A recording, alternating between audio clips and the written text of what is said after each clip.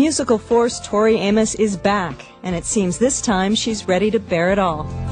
Airplanes take you away again.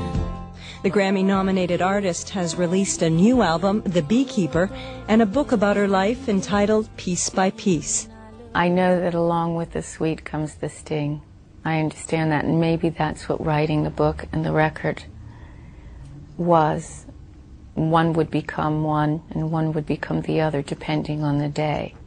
Far from being a traditional rock star biography, Piece by Piece is a series of conversations between Amos and New York Times music critic Ann Powers. The book sheds light on the singer-songwriter's long career, one that began in 1992 with an album called Little Earthquakes. When you gonna make up your mind? When you gonna love you as much as I do? For her new album, The Beekeeper, Amos draws on her knowledge of legends, religious texts, and her own spirituality. Whether I like it or not, I was imprinted by Christianity. That was my upbringing, no different if you're Islamic.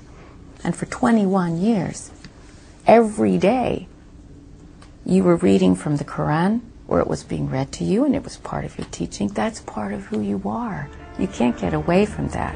So I cry 1,000 more. That's what it takes. But how I wove it into The Beekeeper was very much about the matriarchy of the beekeeper, the patriarchy of Christianity. I needed a mirror, and I needed a marriage. And that was the root of this tree.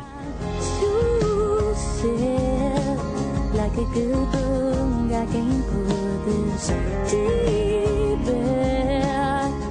Let's so the fairy tale with you.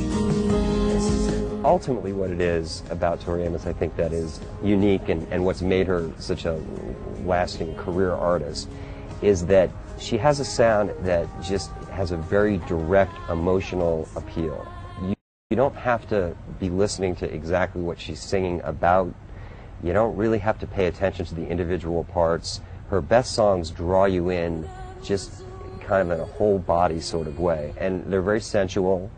There are very sexy elements to what she does. The best soul music does that, and you know, the best rock music does that in different ways. If you say the word, you know I will find you. If you need some time, I don't mind.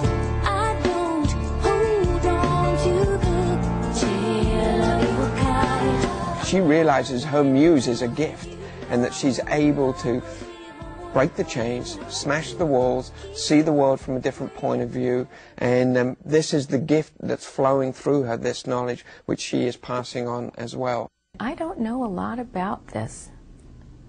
I must tell you, I know some clearly, but to define the muse, I can't do that. I try to show people the process. But you know, she's abundant. She, he, them. All of it. It is endless.